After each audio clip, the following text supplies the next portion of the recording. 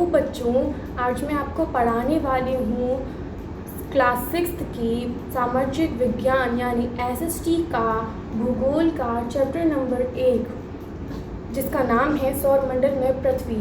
हमारी 6th class की SST में 3 पार्टों में बटी हुई है। पहली है इतिहास, दूसरा है भूगोल, तीसरा है नागरिक शास्त्र।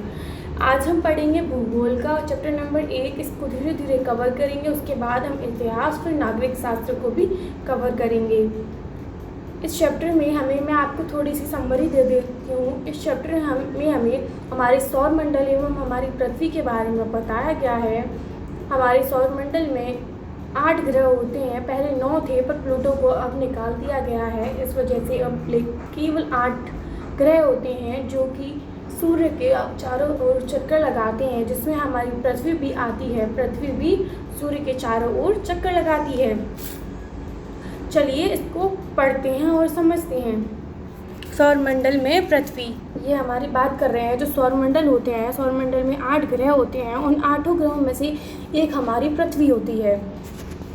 सूर्यास्त के बाद आकाश को देखना कितना अच्छा लगता है, सभी को अच्छा लगता है। सब देखते हैं आकाश को जब सूर्यास्त होता है। आसमान में पहले 1 या 2 चमकते बिंदु ही दिखाई देते हैं, लेकिन बाद में इनकी संख्या बढ़ती जाती है। उन चमकते बिंदुओं को हम क्या कहते हैं? उन चमकते बिंदुओं को हम तारे कहते हैं, तारे। लेकिन बाद में इनकी संख्या बढ़ती जाती है, धीरे धीरे ये बढ़ते जाते हैं। आप उनकी गणना नहीं कर सकते। हम लोग कहते हैं ना कि तारों को गिनना कोई गिन नहीं सकता, तारे अनगिनत होते हैं। ऐसे ही हम लोग भी नहीं गिन सकते तारों को। संपूर्ण आकाश छोटे छोटे चमकदार वस्तुओं से भर जाता है, जिनमें से कुछ चमकीले होते हैं व कुछ धुंधले। ऐसा प्रतीत होता है मानो आकाश में हीरे जड़े हों। हम सब देखते हैं, उसमें से कुछ चमक रहे होते हैं, कुछ ज़्यादा चमक रहे होते हैं, कुछ कम चमक रहे होते हैं।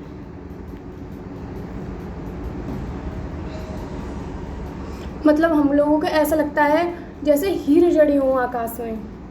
इनमें से कुछ टिमटिमाते प्रतीत होते हैं, लेकिन अगर आप उनको ध्यान से देखोगे तो पाओगे कि इनमें से कुछ की टिमटिमाहट अन्य से अलग है। कुछ हम टिमटिमाते हुए देखते हैं, कुछ अलग होते हैं। ऐसे कुछ धीरे धीरे टिमटिमाते हैं, कुछ बहुत कुछ अलग होते हैं, कुछ अलग होते हैं। ये बिना किसी टिमटिमाहट के चंद्रमा के समान चमकते हैं। बिना किसी टिमटिमाहट के चंद्रमा के समान चमकते हैं। इन चमकीली वस्तुओं के साथ आप लगभग प्रतिदिन चंद्रमा को भी देखते हैं। हाँ, हम देखते हैं, डेली देखते हैं हम चंद्रमा को। और हम इन चमकीली वस्तुओं जिन्हें हम तारे कहते हैं उनको भी देखते हैं। यह अलग अलग समय पर अलग अलग आकार का अलग अलग स्थितियों में दिखाई पड़ता है। हाँ, चंद्रमा भी जैसे हम देखते हैं, कभी कभी चंद्रमा आधा होता है, कभी पूरा होता है, कभी कभी बिल्कुल थोड़ा थोड़ा दिखाई देता है। चंद्रमा की भी स्थितियाँ अलग अलग होती हैं। आप पूर्ण चंद्रमा को लगभग 1 महीने में 1 बार देखते हैं। हाँ, बिल्कुल 1 बार ही देखते हैं। यह पूर्ण चंद्रमा वाली रात या पूर्णिमा होती है। याद रखना, जो हाइलाइटेड वर्ड्स हैं उनको या तो आपको अपनी कॉपी में नोट करते चलना है, वरना आप स्क्रीनशॉट ले सकते हैं जिससे कि आप इनको याद करते चलें। ये आपके पेपर में इम्पोर्टेंट है, पेपर को लेकर। पूर्ण चंद्रमा वाली रात्रि को हम क्या कहते हैं? पूर्णिमा। 15 दिन के बाद आप इन्हें नहीं देख सकते। हाँ, क्योंकि जैसे ही दिन घटते जाते हैं चंद्रमा का आकार छोटा होता जाता है। ये नए चंद्रमा की रात्रि का या अमावस्या होती है। जो बिल्कुल थोड़ा सा चंद्रमा दिखाई देता है उसे नई चंद्रमा की रात कहते हैं, जिसमें नया चंद्रमा आता है। नॉर्मली चंद्रमा वही होता है, पर जब वो आना शुरू होता है तो उसे नई चंद्रमा की रात यानी अमावस्या कहते हैं। ऐसी रात में अगर आसमान साफ है तो आप आसमान का अवलोकन अच्छी तरह से कर सकते हैं। आसमान साफ होता है तो हम नॉर्मली सभी तारों को देख सकते हैं, और जब आसमान साफ नहीं होता, बादल होते हैं तो वो घिर जाते हैं, तो हम चंद्रमा को भी नहीं देख सकते और तारों के भी बहुत कम दिखाई देते हैं। क्या आपको इस बात पर आश्चर्य नहीं होता कि हम दिन के समय चंद्रमा एवं इन छोटी चमकीली वस्तुओं को क्यों नहीं देख सकते, क्यों नहीं देख पाते? आपको इसका आंसर मुझे कमेंट्स में देखना है, ठीक है? वरना मैं आपको इस वीडियो के लास्ट में इसका आंसर दे दूँगी। ऐसा इसलिए है क्योंकि सूर्य के अत्यधिक तेज प्रकाश के कारण रात के समय चमकने वाली वस्तुओं को हम दिन में नहीं देख पाते। इसमें इसने आंसर दे दिया है, ठीक है? हम देखते हैं। ऐसा इसलिए है क्योंकि सूर्य के अत्यधिक तेज प्रकाश के कारण रात के समय चमकने वाली वस्तुएं हमें दिन में नहीं दिखाई देती। जैसा कि हम सबने देखा है, हम दिन में कभी भी सूरज को ज़्यादातर देर तक देख नहीं पाते क्योंकि सूर्य का प्रकाश कितना तेज होता है जो कि हमारी आंखों को चुभता है। अगर आप उसको ज़्यादातर देर तक देखोगे तो आप कम प्रकाश में जाना, फिर आपको अंधेरा ही अंधेरा दिखाई देगा कुछ देर तक, उसके बाद आपकी आंखें ठीक हो जाती हैं। इसी वजह से हमें दिन के सूर्य के प्रकाश की वजह से हम उन वस्तुओं को नहीं देख पाते। सूर्य, चंद्रमा एवं वे वस्तुएं जो रात के समय आसमान में चमकती हैं खगोलीय पिंड कहलाती हैं। खगोलीय पिंड किसे कहते हैं? आपको ये क्वेश्चन पेपर में पूछ सकता है कि खगोलीय पिंड किसे कहते हैं। आपको आंसर देना है सूर्य, चंद्रमा तथा वे सभी वस्तुएं जो रात के समय आसमान में चमकती हैं उन्हें हम खगोलीय पिंड कहते हैं। आप क्वेश्चंस को अपने तरीके से बनाकर भी लिख सकते हो, बट थ्योरी यही होनी चाहिए, आपका क्वेश्चन बिल्कुल भी गलत नहीं होगा। कुछ खगोलीय पिंड बड़ी आकार वाली तथा गर्म होते हैं। ये गैसों से बने होते हैं। जैसा कि हम सब पढ़ते हैं कि जो हमारा सूरज है वो भी एक खगोलीय पिंड ही है ना, इसको हम तारा कहते हैं। सूरज एक तारा है, बट लेकिन सूर्य को हम आपका गोला भी कहते हैं। सूर्य को हम आपका गोला क्यों कहते हैं? क्योंकि बहुत गर्म होता है। इसी प्रकार ये कह रहा है कि कुछ खगोलीय पिंड बड़ी आकार वाले तथा गर्म होते हैं। ये गैसों से बने होते हैं। इनके पास अपनी ऊष्मा तथा प्रकाश होता है। जैसा कि देखो सूर्य के पास भी अपना प्रकाश एवं ऊष्मा होती है। जैसे वे बहुत बड़ी मात्रा में उत्सर्जित करते हैं। सूर्य भी अपने प्रकाश को उत्सर्जित करता है जो कि पूरी पृथ्वी पर आता है। इन खगोलीय पिंडों को तारा कहते हैं। सूर्य भी एक तारा है, जैसा कि मैंने अभी आपको बताया था, सूर्य भी एक तारा है। उसी प्रकार ये सभी भी तारे होते हैं। आपको तारे की डेफिनेशन पूछ सकता है कि तारा किसे कहते हैं, तो आपको ये डेफिनेशन लिखनी है। कुछ खगोलीय पिंड बड़ी आकार वाले तथा गर्म होते हैं। ये गैसों से बने होते हैं। इनके पास अपनी ऊष्मा एवं प्रकाश होता है जिसे वे बहुत बड़ी मात्रा में उत्सर्जित करते हैं, या फिर आप इसको छोटी डेफिनेशन बनाकर भी लिख सकते हो। खगोलीय पिंड वे होते हैं जो बड़े आकार के होते हैं तथा जो ऊष्मा तथा प्रकाश उत्सर्जित करते हैं, उन्हें हम तारा कहते हैं। ज्यादा बड़ी डेफिनेशन करने की कोई जरूरत नहीं होती है। ये किसकी हेडिंग रखी है इसको पढ़ते हैं पहले, आप कुछ करके सीखें। चलिए देखते हैं। आपको आवश्यकता होगी एक टॉर्च, एक सदा कागज, पेंसिल तथा एक सुई। ये सबकी घर में होती है। कागज से आप पढ़ते हो, पेंसिल भी होती है और सुई भी नॉर्मली होती ही होगी। चरण 1 मतलब पहला पॉइंट पढ़ते हैं। कागज के मध्य में टॉर्च को इस प्रकार रखें कि उसका कांच कागज से सटा रहे। चलिए आगे। अब टॉर्च के कांच के चारों ओर एक वृत्त खींचिए। ठीक है। कागज पर वृत्त के क्षेत्र में सुई से छोटे छोटे छेद करें। अब कागज के छिद्रित वृत्त के भाग को कांच पर सामने की तरफ रखें तथा टॉर्च के चारों ओर कागज को लपेट कर रबर बैंड लगा दें। ध्यान रखें कि टॉर्च की स्विच कागज के बाहर रखें। जो टॉर्च का स्विच होता है उसे कागज के बाहर ही रखना है। अंधेरे कमरे में एक सादी दीवार की ओर मुंह करके इस टॉर्च को लेकर कुछ दूरी पर खड़े हो जाएं। दूसरी सभी बत्तियों को बुझा दें। अब टॉर्च की रोशनी को दीवार पर डालें। आप दीवार पर प्रकाश के अनेक छोटे बिंदुओं को देखेंगे। देखो, हम कागज से छोटे छोटे बिंदु करेंगे तो हम जब टॉर्च से प्रकाश को डालेंगे तो ऑब्वियसली इसमें से जो छोटे छोटे हमने छेद किए हैं उसमें से प्रकाश सीधा जाएगा, जिसकी वजह से हमें वो दीवार पर दिखाई देगा। जैसा इसमें कह रहा है, आप छोटे छोटे बिंदुओं को देखेंगे। वो बिंदु किसके होंगे? टॉर्च की जो लाइट जल रही है ना उसके होंगे। अब कमरे की सभी बत्तियों को जला दी। प्रकाश के सभी बिंदु लगभग अदृश्य हो जाएंगे। ये हमें बता रहा है सूर्य के बारे में। हम रात को तारों को देखते हैं पर दिन में नहीं देखते हैं। जैसा कि इसने बताया है कि जो कागज होता है उसमें छोटे छोटे छेद करके उसको टॉर्च के मुंह पर लगाकर जब हम किसी दीवार पर अंधेरे कमरे में देखते हैं तो हमें वो दिखाई देते हैं। जैसे कि हम बल्ब को जला देते हैं तो वो हमें या तो बिल्कुल कम दिखाई देते हैं, दिखाई नहीं देते। ऐसा ही सूर्य होता है। सूर्य का प्रकाश अत्यधिक होता है, इस वजह से हमें दिन में तारे दिखाई नहीं देते। आप इसकी तुलना उस अवस्था से कर सकते हैं जब रात्रि के समय आसमान में चमकने वाले तारे सूर्योदय के बाद अदृश्य हो जाते हैं। जैसे कि सुबह सूर्योदय होता है तो तारे एवं चंद्रमा होता है वो अदृश्य हो जाते हैं। आपने कभी कभी देखा होगा कि एक साइड से सूर्य निकल रहा होता है और दूसरी साइड चंद्रमा होता है। उस समय इस वजह से होता है क्योंकि उस समय सूर्य का प्रकाश बिल्कुल कम होता है, इस वजह से हमें थोड़ा थोड़ा चंद्रमा दिखाई देता है। जैसे कि सूर्य अपना प्रकाश फैलाने लगता है, चंद्रमा एवं तारे सभी गायब हो जाते हैं। अब आगे चलते हैं। रात के समय चमकते हुए अनगिनत तारे सूर्य के समान ही हैं। रात के समय जो तारे चमकते हैं वो बिल्कुल सूर्य के समान ही होते हैं, लेकिन हमसे बहुत दूर, अत्यधिक दूर होने के कारण हम लोग उनकी ऊष्मा या प्रकाश को महसूस नहीं कर सकते। देखो, सूर्य हमारे बहुत पास है क्योंकि पृथ्वी सूर्य के चारों ओर चक्कर लगाती है, तो इस वजह से सूर्य हमारे बहुत पास है। और जो तारे हैं जो हमें बहुत छोटे छोटे दिखाई देते हैं वो हमसे बहुत ही दूर होते हैं। इस वजह से हम उनकी ऊष्मा एवं प्रकाश को महसूस नहीं कर सकते तथा वे अत्यधिक छोटे दिखाई देते हैं। हमने देखा होगा जो दूर की वस्तुएं हैं वो बहुत छोटी दिखाई देती हैं। एवं जो पास की वस्तु है वो कितनी भी छोटी हो तब भी वो हमें बड़ी दिखाई देती है, और दूर की वस्तु कितनी भी बड़ी हो तब भी वो हमें छोटी दिखाई देती है।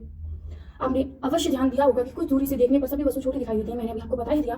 अत्यधिक ऊंचाई पर उड़ रहा हवाई जहाज कितना छोटा दिखाई देता है। हम देखते हैं ना, हवाई जहाज जा रहा है, हम देख रहे हैं, बट वो बहुत छोटा दिखाई देता है क्योंकि हम उसे बहुत दूर से देख रहे हैं। रात्रि में आसमान की ओर देखते समय आप तारों के विभिन्न समूहों द्वारा बनाई गई विविध आकृतियों को देख सकते हैं। ये नक्षत्र मंडल कहलाते हैं। हम सभी देखते हैं कि रात को आसमान में तारों के एक समूह होते हैं कई प्रकार के। कहीं कोई आपने कभी कभी देखा होगा, हमारे जो परिवार वाले होते हैं वो भी कहते हैं कि सप्तऋषि तारे होते हैं। सप्तऋषि तारे नॉर्मली आसमान में देख सकते हैं, सप्तऋषि होते हैं। और भी तारों का समूह होता है। देखो, इसमें बताया गया है अर्सा मेजर या बिग पिलर इसी प्रकार के एक नक्षत्र मंडल है। बहुत आसानी से पहचान में आने वाला नक्षत्र मंडल है सप्तऋषि। देखो, मैंने भी आपको बताया सप्तऋषि के बारे में नॉर्मली लोग बात करते हैं। सप्तऋषि ये 7 तारों का समूह होता है जो कि नक्षत्र मंडल अर्सा मेजर का ही भाग है। अर्सा मेजर बहुत बड़ा होगा, उसका ही एक भाग है ये सप्तऋषि। किसने सप्तऋषि आसमान में देखा है बताइए। अपने परिवार या पड़ोसी में किसी बड़े व्यक्ति से कहिए कि वह आपको आसमान में और अधिक तारों, ग्रहों या नक्षत्र मंडल को दिखाएं। आप सभी कहना अपने घर जाके ना। प्राचीन समय में लोग रात्रि में दिशा का निर्धारण तारों की सहायता से करते थे। जैसे कि तारे होते हैं ना, जो हम ध्रुव तारा कहते हैं, उसे उत्तरी तारा भी कहा जाता है क्योंकि वो उत्तर दिशा को प्रदर्शित करता है। उत्तरी तारा उत्तरी दिशा को प्रदर्शित करता है, ध्रुव तारा भी कहते हैं। देखो मैंने आपको इसको पहले ही बता दिया है, उत्तरी तारा भी कहा जाता है ध्रुव तारा को। अगर आपसे कोई पूछे ऑप्शन में कि ध्रुव तारा का एक और नाम बताओ, निकनेम कहते हैं ना उसको, तो हम कह सकते हैं उत्तरी तारा। यह आसमान में हमेशा एक ही दिशा पर रहता है। हम सप्तऋषि की सहायता से ध्रुव तारे को स्थिति को जान सकते हैं। सप्तऋषि जिस दिशा में होते हैं ना, उसी दिशा से हमें ध्रुव तारे का भी पता लग सकता है। चित्र 1.1 में आप देखेंगे कि यदि सप्तऋषि मंडल के संकेत तारों को आपस में मिलते हुए एक काल्पनिक रेखा खींची जाए एवं उसी आगे की ओर बढ़ाए तो ध्रुव तारे की नक्षत्र देखते हैं हम इसको।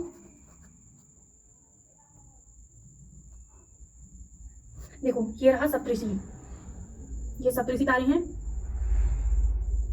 ये सप्तऋषि हैं, और ये देखिए ये रहा आपका ध्रुव तारा। देखो ये जो तारे हैं ये सप्तऋषि की तरफ दिखा रहे हैं। ये हमारा ध्रुव तारे की डिजाइन ऐसी होती, जो सप्तऋषि नक्षत्र मंडल है उसकी डिजाइन ऐसी होती है, और उसके दो तारे हमको ध्रुव तारे की तरफ इशारा कर रहे हैं। आगे चलते हैं। कुछ खगोलीय पिंडों में अपना प्रकाश एवं ऊष्मा नहीं होती, वे तारों के प्रकाश से प्रकाशित होते हैं, ऐसे पिंड ग्रह कहलाते हैं। आप मेरे को एक आंसर दो, क्या अपनी पृथ्वी ग्रह है या तारा?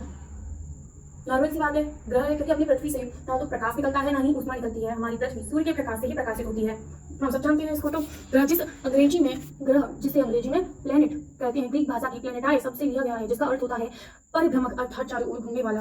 प्लेनेट शब्द है वो किससे लिया गया है? ग्रीक भाषा के प्लेनेटाई शब्द से, जिसका अर्थ होता है चारों तरफ घूमना। जैसे कि हमारी पृथ्वी एक प्लेनेट है जो कि सूर्य के चारों ओर चक्कर लगाती है। 7-8 ग्रह होते हैं, वो 8 ग्रह सूर्य के चारों ओर चक्कर लगाते हैं। पृथ्वी जिस पर हम रहते हैं ग्रह है, मैंने भी आपको बताया पृथ्वी ग्रह है। एक यह अपना संपूर्ण प्रकाश एवं ऊष्मा सूर्य से प्राप्त करती है, सही बात है। जो पृथ्वी के सबसे नजदीक का तारा है, पृथ्वी को बहुत अधिक दूरी से जैसे चंद्रमा से देखने पर यह चंद्रमा की तरह चमकती हुई प्रतीत होती है। हम पृथ्वी को चंद्रमा पर खड़े होकर देखेंगे तो हमें चमकती हुई दिखाई देगी। कुछ रोचक तथ्य, इन रोचक तथ्यों को पढ़ते हैं। बृहस्पति, शनि या यूरेनस के चारों ओर छल्ले हैं। ये छल्ले विभिन्न पदार्थों की असंख्य छोटे छोटे पिंडों की से बनी पट्टियां हैं। वो छोटे छोटे पिंडों की पट्टियां हैं। पृथ्वी से इन छल्लियों की शक्तिशाली दूरबीनों से सहायता से देखा जा सकता है। पृथ्वी से हम इनको देखेंगे तो हमें दूरबीन चाहिए बहुत शक्तिशाली, उससे हम देख सकते हैं। चलिए आगे चलते हैं। ये देखिए ये रहे बुध, शुक्र, हमारी पृथ्वी, मंगल ग्रह, बृहस्पति ग्रह और हमारा शनि एवं यूरेनस। आपको इसका स्क्रीनशॉट ले लेना है, चलिए आगे चलते हैं। क्या आप जानते हैं, इसको पढ़ने वाले पौराणिक रोमन कहानियों में सूर्य देवता को कहा जाता है। जो रोमन साम्राज्य था उसमें सूर्य देवता को कहा जाता था। क्या आप जानते थे इसको? पहले से बताऊं। सौर शब्द का अर्थ है सूर्य से संबंधित, इसलिए सूर्य के परिवार को सौर मंडल कहा जाता है। सूर्य एवं सूर्य के 8 ग्रह उसका ही तो परिवार है, इस वजह से उसे सूर्य मंडल कहा जाता है, सोलर सिस्टम। सौर शब्द का उपयोग करते हुए अधिक शब्दों को लिखा है। आसमान में देखने वाला चंद्रमा एक उपग्रह है। यह हमारी पृथ्वी का सहचर है तथा इसके चारों ओर चक्कर लगाता है। हमारी पृथ्वी के समान 7 अन्य ग्रह हैं जो सूर्य के चारों ओर प्रकाश एवं ऊष्मा प्राप्त करते हैं, और उनमें से कुछ के पास अपने अपने चांद हैं। देखो हमारी पृथ्वी सूर्य के चारों ओर चक्कर लगाती है और हमारा चंद्रमा हमारी पृथ्वी के चारों ओर चक्कर लगाता है। इसी प्रकार जो सूर्य के 7 और ग्रह हैं वो भी पृथ्वी सूर्य के चारों ओर चक्कर लगाते हैं तथा उनके चंद्रमा उनके चारों ओर चक्कर लगाते हैं। सौरमंडल, सूर्य, 8 ग्रह, उपग्रह तथा कुछ अन्य खगोलीय पिंड जैसे क्षुद्र ग्रह एवं उनका पिंड मिलकर सौरमंडल का निर्माण करते हैं। याद रखना, सौरमंडल अगर आपसे कोई पूछता है, आपके एग्जाम में आता है सौरमंडल का निर्माण मतलब सौरमंडल में क्या क्या चीजें हैं, तो आपको कहना है सूर्य और उसके 8 ग्रह एवं ग्रहों के उपग्रह तथा कुछ अन्य खगोलीय पिंड जैसे क्षुद्र ग्रह तथा उनका पिंड से मिलकर हमारा सौरमंडल बना हुआ है। उनमें हम सौर परिवार का नाम देते हैं जिसका मुखिया सूर्य है। याद रखना, सौरमंडल को हम सौर परिवार भी कहते हैं और जो उसका मुखिया कहा जाता है वो सूर्य को कहा जाता है। सूर्य सौरमंडल का मुखिया है।